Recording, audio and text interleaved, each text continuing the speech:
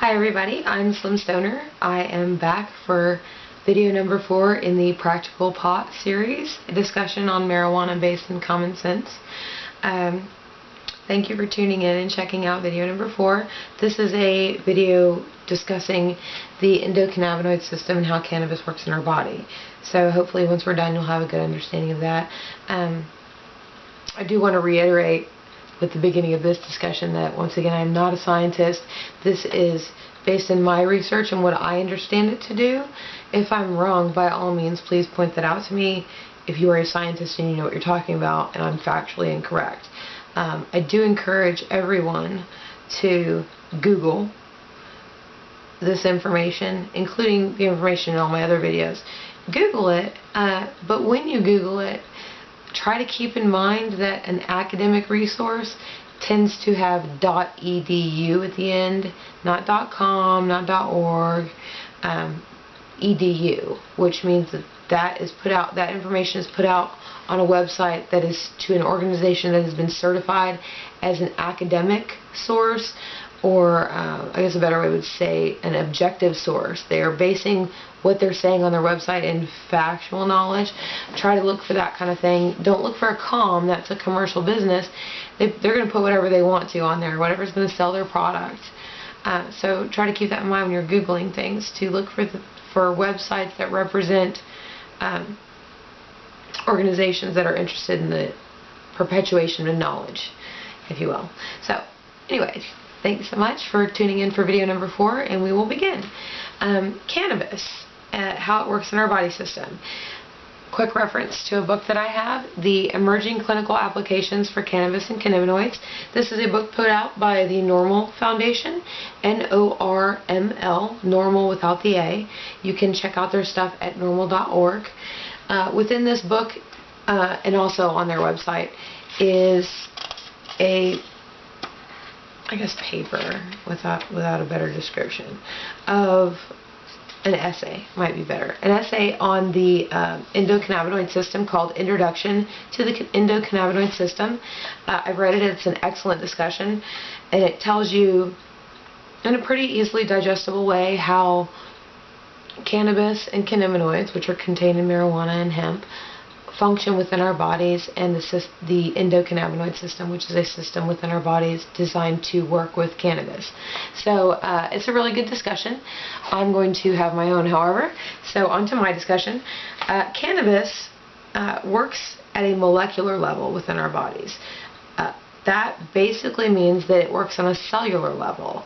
So it works on our most basic building blocks, not on our organs, not on our organism, just on our cells. So it's an effective treatment for any organism. The crazy thing, it's good for things that aren't living. You can plant industrial hemp, for example, into dirt, and it will replenish the nitrogen levels in dirt. It was commonly used as a bumper crop, and once farmers found that they could make more money industrially by using their bumper crop as a primary crop, it actually changed over. So cannabis benefits everything. It's really an interesting plant if you take the time to check it out. So that's a really, I think, astonishing fact that even dirt is benefited by marijuana. So how can it not be miraculous? Like, how can this not be a gift, right? Okay, next, I want people to kind of understand how marijuana works in our bodies with our immune system. Sorry, I have to get comfortable. With our immune system, this will make me comfortable. Hold on.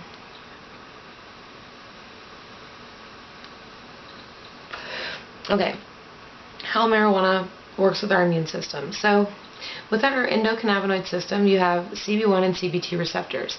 CB2 receptors are immune system specific.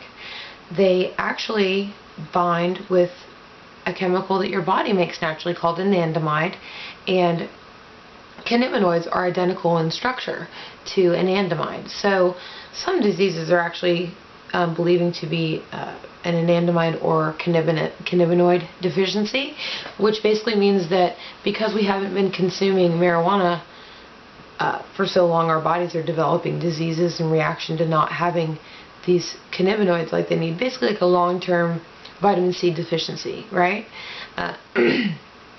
So it's almost signifying that we need it, but just a moment. Okay, so back to how marijuana works with our immune system.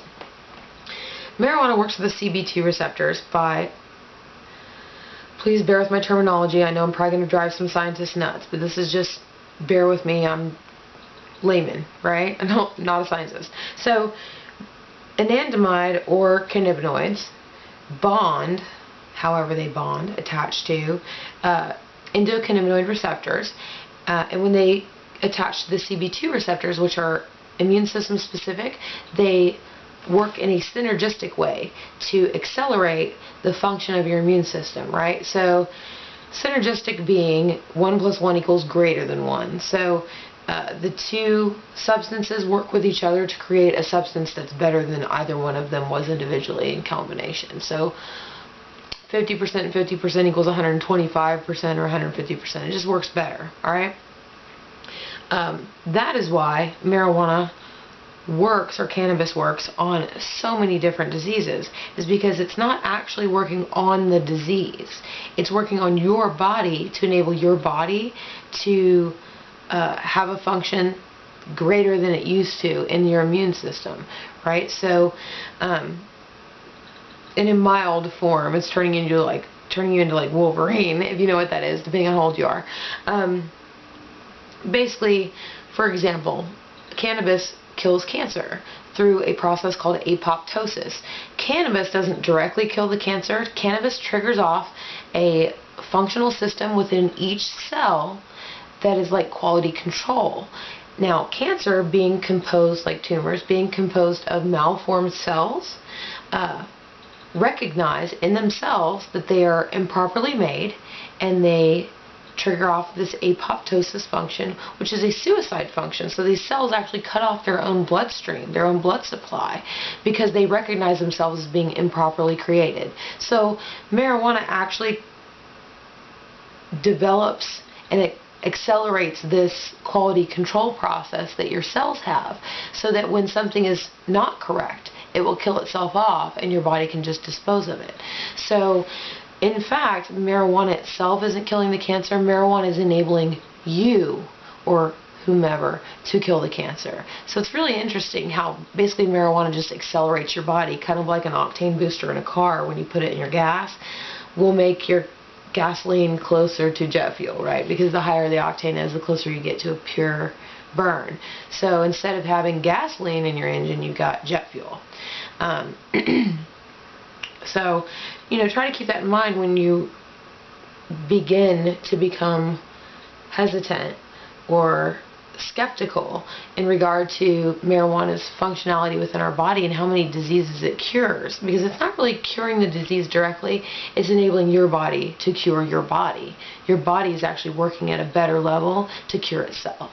So it's a really cool little thing to work out. So that is the end of my discussion on how marijuana works in your body, and that's the end of video number 4. So I am Slim Stoner. I want to thank you so very much for checking out Practical Pot, a quick lecture on marijuana in a common sense format. So I look forward to seeing you at video number 5. Talk to you soon.